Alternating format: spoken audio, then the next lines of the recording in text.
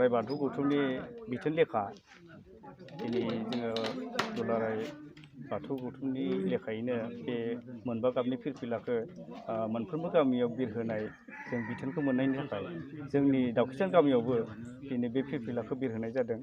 दा बेबायदिनो हाबाफारियै जोङो फारि फारि जोङो गिबियावनो दौरि दौसि बाथौ मन्दिरखौ थानसालिखौ फोसाबनानै आलारि बायदिसिना बावथाय बावबाय।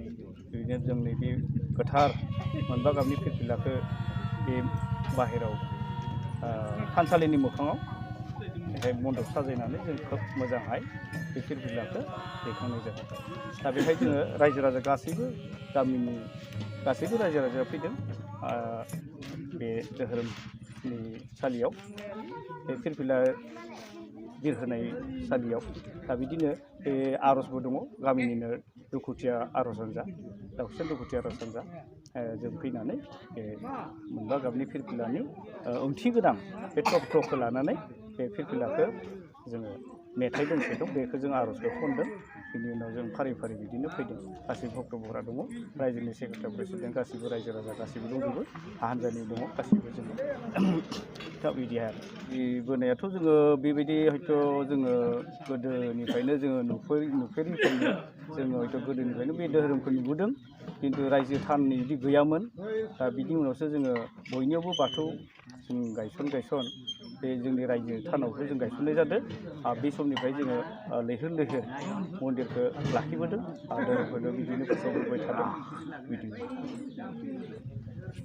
बे जाबाय जोंनि गोदोनिफ्राय बर' हारिनि धोरोम हिसाबै गोदो गोदायनिफ्रायनो आयं बा आबै आबौ आइ आफामोन बिथांमोननिफ्रायनो गोदोनि दिननिफ्रायनो बे धोरोमा जा बर' हारि हिसाबै सिनायथि हिसाबै फैदो। बेखायनो नैथि मंगलबारखौ जों दिनै दाउखिजान रायजोआ गाजा गोमजायै फालिनाय जादों। दा सैथो हिसाबै जा गामिया बाथौआनो जोंनि गुदि नालाय बर' हारिनि, दा बाथौखौनो जों सिबियो आरो। हाबाफारिया जा बाथौखौ सिबिनाय हाबाफारि, फिरफिला बिरहोनाय हाबाफारि रायजोयैनो गाजा गोमजायै फालिनाय जादों। दिनै जों बे नैथि मंगलबारखौ लानानै जि सेन्ट्रेल गौथुमनिफ्राय हाबाफारि हरदों, बे बिथोन बायदियै गासै रायजो राजाखौ गाजा गोमजानानै आं जोबोर मोजां मोनदों।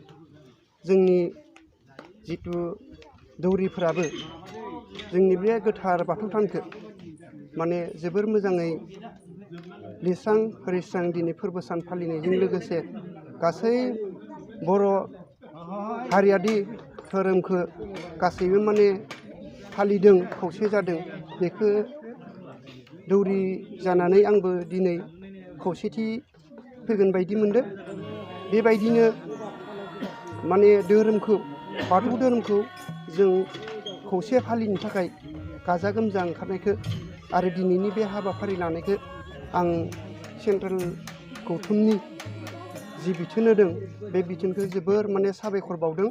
बेबायदिनो जाहाथे इयुनावबो फालिलांबाय थानो हायो गाजा गोमजायै, आरो बे सानखौ जों बयबो मानिनानै एक'थायै खौसे जानानै थानो हायो।